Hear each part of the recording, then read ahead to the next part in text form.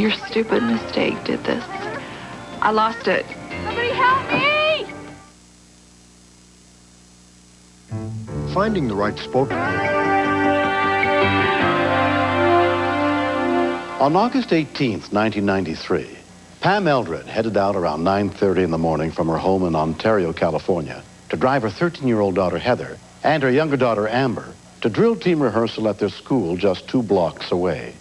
Pam was always careful when it came to her children's safety.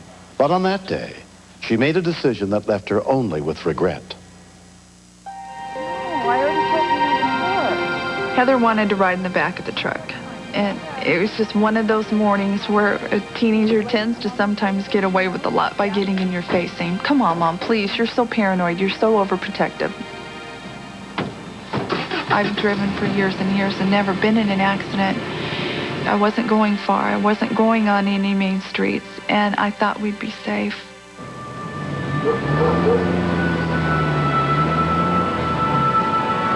Hey, what about your white tennis shoes? I have them. 12-year-old Amber was riding up front with her mother. Heather's sitting in the back there. Can you knock on the window and tell her to move? I'm afraid she's going to fall out. Heather! I said to move not so close to the tailgate in case the tailgate fell open or something. Okay, I'm going to have to pull over. My mom told her to just move to the middle or the side. I want to basically be like Heather because she always made my days happier. But she's always been real stubborn. Okay, do you have the candy bag? Yeah, they're in the back with Heather. And what about your partners? Who are you going to be in the room with? I have Lacey and Andrea. So you got older girls because Yeah. they've been there before? Okay, after drill team, I'll take you. I think Heather needs them too. Okay. Are you all... Look what they did! Are you okay? Are you okay? I looked in the rearview mirror, and Heather wasn't there. Heather? God, where's Heather? Amber, where's Heather? Oh, God, she's right there. Heather! Oh, God! I have never known fear, true fear, until that day. Heather! Somebody help me! She appeared 911, help me! It's normal, but unconscious, if that makes any sense. Baby, please! There was blood coming out of her nose. But really, at that time, that was all I saw. I didn't see you. I didn't. Heather! She's okay, Mom. All she could do was hold me because she was glad that I was okay. She would tell me it's all my fault. I shouldn't have done this.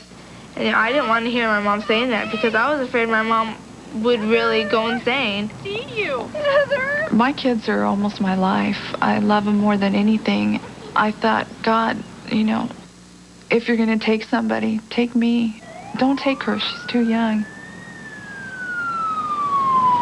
Engine 136, medic engine 133. Code 2 ambulance.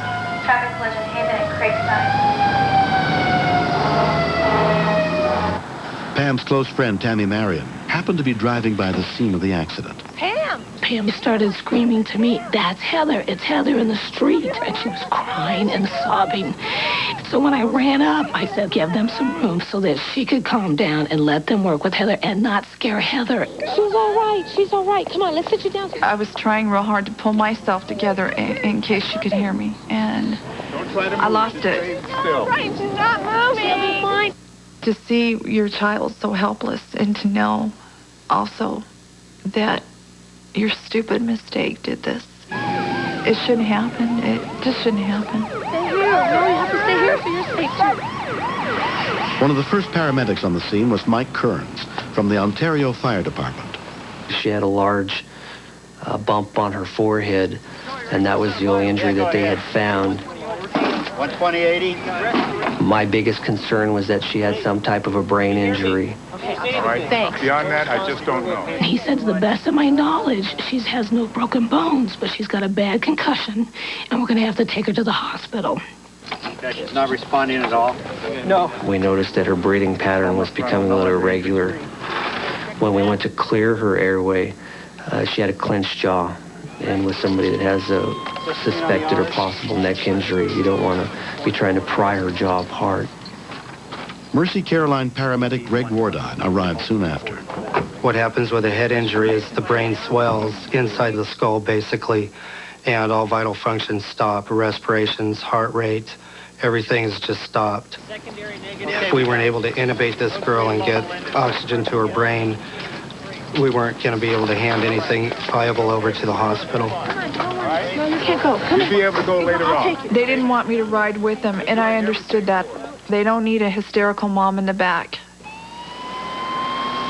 We are currently en route to 3 to Loma Linda. We're getting ready to attempt a nasal intubation on this patient, if that's okay. I was talking to the hospital, trying to talk them into letting me do a nasal intubation to help her breathe. Okay, IV's in. That can be very dangerous with a head injury because if you've got a skull fracture, you can go right into the brain. 133, this is Ontario. Hold off on the nasal intubation.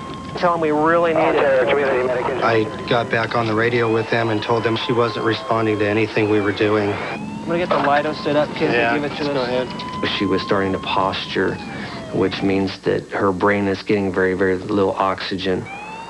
It was about a 20-minute transport time, and we knew that she couldn't wait that long for them to do the procedure there. She's starting to vomit. Let's get her on her side.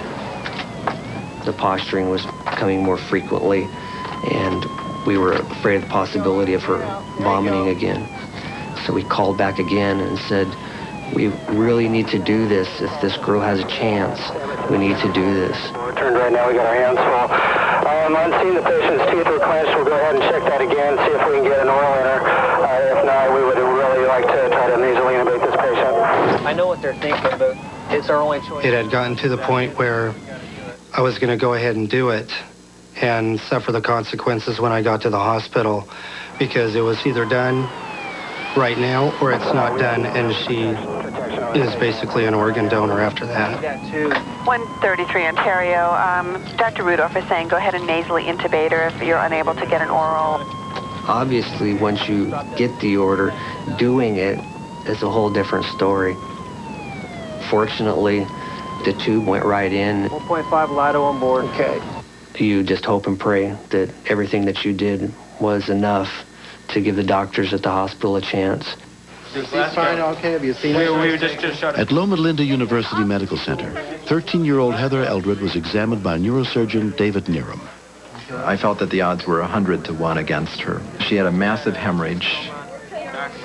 Her airway was protected, but they had no cranial nerve signs of any activity. So things looked very ominous. In my heart, I'm saying, oh, well, we're going to get there and she's going to be mad at us because we weren't there right away.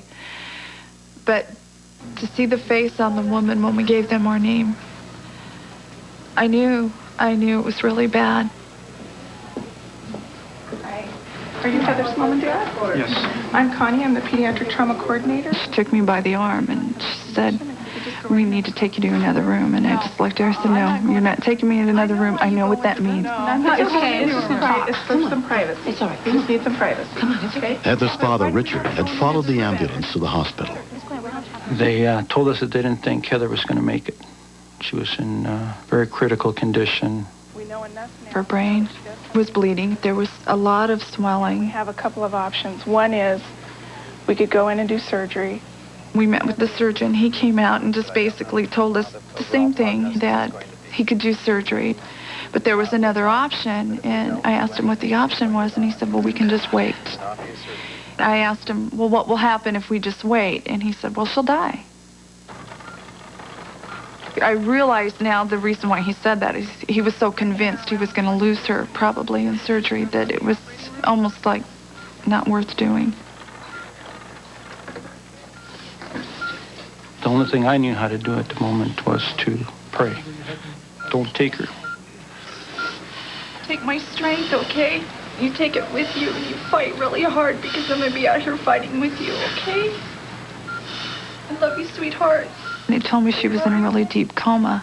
But as soon as I told her I loved her, her arm flinched. Now, they tell me that was probably not voluntary, but I don't believe it.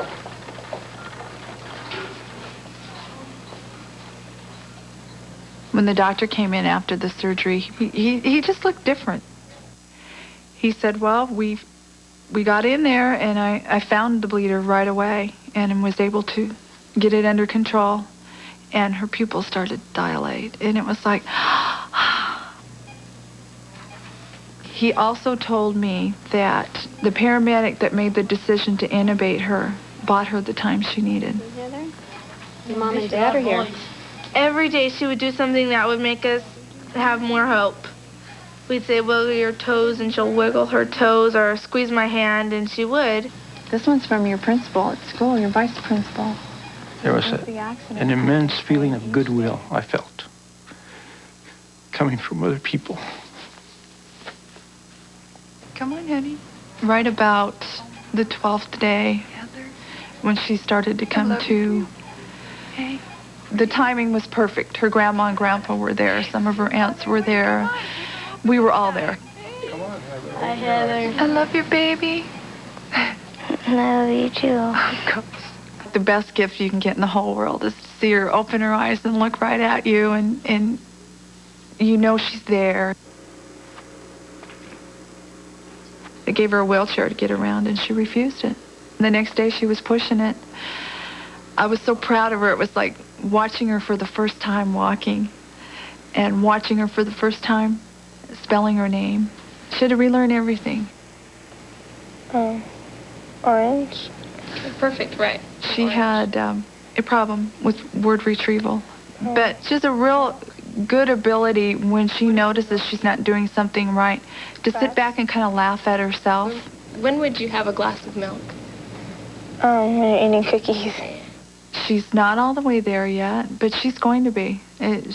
I know Heather. She's got that drive. Oh, perfect. It's been 4 months since the accident that changed Heather's life. I just want to be the same how I used to be. Amber, no. I'm doing really good in school, except for home economics. I wanted to be a marine biologist, but I want to be a nurse now. She's been very good-natured about the whole thing. I like that about Heather, that she can make other people feel comfortable, make them feel happy. That's special. I thank God all the time that I have my daughter.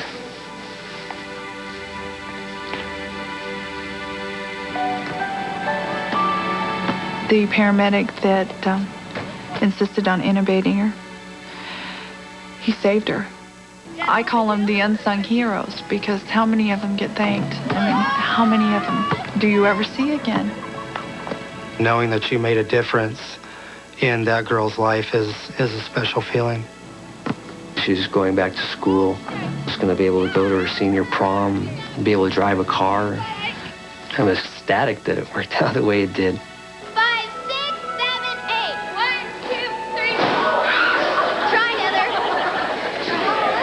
There's an incredible amount of guilt, and I deal with that every day. I deal with that when she struggles for her words. I deal with that when I see her finally back at drill team and trying to catch up with the other girls. My responsibility was to make sure that she was safe at all costs, and I didn't do that. Sometimes I sit back and I look at her and I just start laughing, because she'll be doing things that I don't expect her to do, which is silly, because with Heather I should expect the unexpected. I tell her all the time, Heather, you're amazing. You can do whatever you want.